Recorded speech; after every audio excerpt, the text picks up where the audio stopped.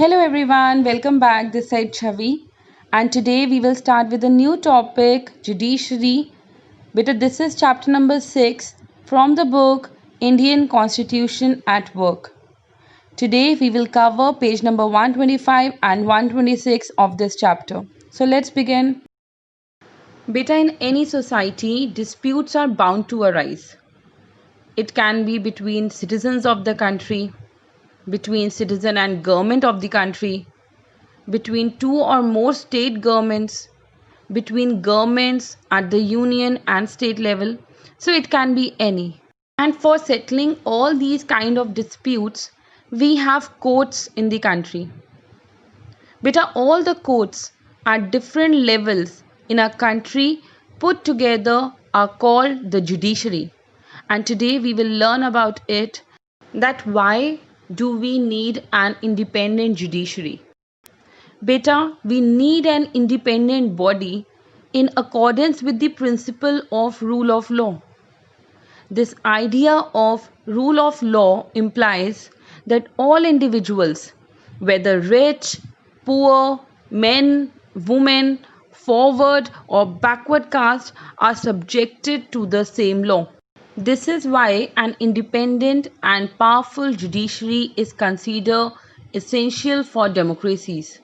Beta, the principal role of judiciary is to protect rule of law and ensure supremacy of law.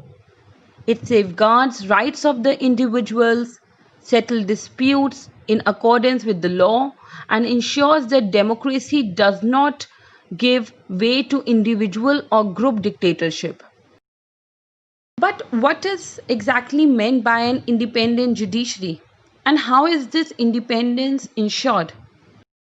So basically, independence of the judiciary means that it is not under the control of the legislature or the executive.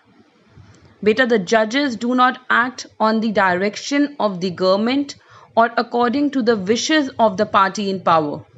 That is why all modern democracies have courts that are independent of the legislature and the executive.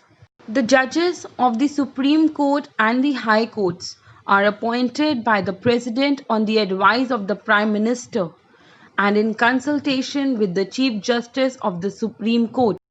In order to be appointed as a judge, a person must have experience as a lawyer or must be well versed in law. Beta, the judges have a fixed tenure. They hold office till reaching the age of retirement. Security of tenure ensures that judges could function without fear or favor. And due to all this, there is very little scope for the interference by the political executive. Once a person is appointed as a judge of the Supreme Court or the High Court, it is nearly impossible to remove him or her from that position. Beta, it is as difficult as removing the President of India. A judge can be removed only by an impeachment motion passed separately by 2/3 members of the two houses of the parliament. The judiciary in India is also one of the most powerful in the world. Beta, the Supreme Court and the High Courts have the power even to interpret the constitution of the country.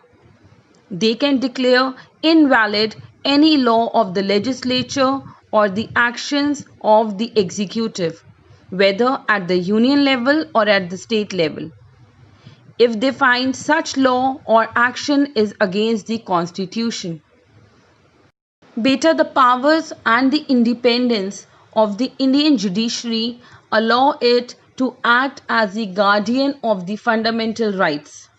But better remember that independence of the judiciary does not imply absence of accountability. Judiciary is a part of the democratic political structure of the country.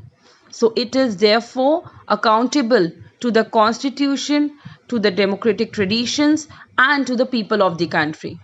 So this is all for today. I hope you have understood page number 125 and 126 of your book. Beta, as a home task, please read these 2 pages from your book and do these questions in your register. Have a nice day, everyone. Stay safe. For any query, you can ask me in the online session. Thank you.